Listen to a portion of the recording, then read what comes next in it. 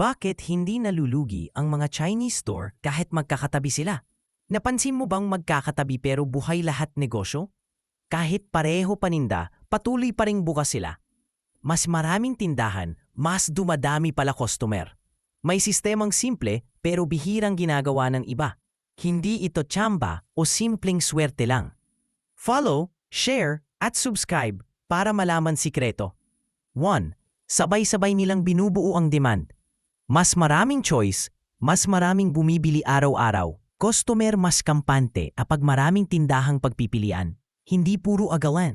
Parang atraksyon ang nangyayari. Nagiging destinasyon ang lugar, hindi iisang tindahan. Customer nag-iikot bago tuluyang bumili kahit saan. Demand bumalaki dahil nagsasama-sama ang negosyo. 2. Hindi presyo lang ang laban. Akala ng marami, presyo lang ang labanan. Pero value at convenience ang tunay pinipili. May mura, may mabilis, may kumpletong paninda. Customer pumipili base sa sariling pangangailangan, hindi pare-pareho, kaya lahat may market share. Diskarte ang panalo, hindi baratan lang.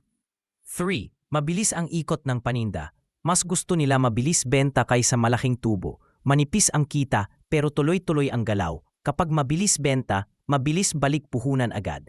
Kaunti ang nasisirang produkto sa tindahan nila. Cash flow ang tunay na buhay negosyo. Dahil dyan, bihira silang maubusan pera.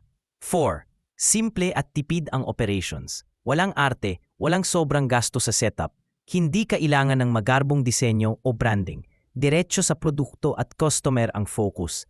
Maliit overhead, maliit din ang risk palugi. Kahit humina benta, tuloy pa rin operasyon. Efficiency ang tahimik nilang kalamangan palagi. 5. Malakas ang supplier connections. Diretso sila sa source, hindi dumadaan middleman. Mas mababa puhunan, mas malaya pricing options. May space silang mag-adjust kapag may competition, kaya nilang magbabang presyong di nalulugi. Ang iba, napipilitang sumabay kahit talo. Supply control equals long-term survival sa negosyo.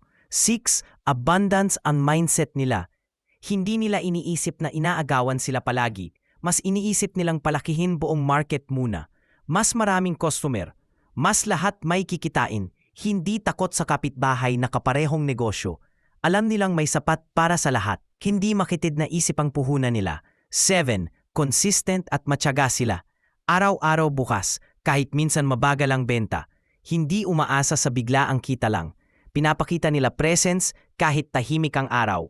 Consistency builds tiwala sa mga bumibili. Tiwala ang nagdadala ng balik-balik customers. Repeat buyers ang pundasyon ng stability nila. 8. Long-term ang larong pinipili. Hindi sila focus sa mabilisang panalo lang. Iniisip nilang tatagal ng maraming tahon. Handang mag-adjust, handang mag-adjust, matuto, at maghintay talaga. Hindi emosyon ang nagpapatakbo ng desisyon.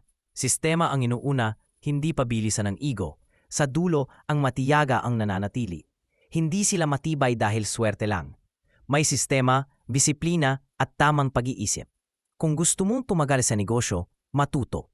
Kompetisyon, minsan kakampi, hindi laging kaaway. I-apply ang aral, hindi lang panoorin. Follow, share at subscribe para sa totoong negosyo tips.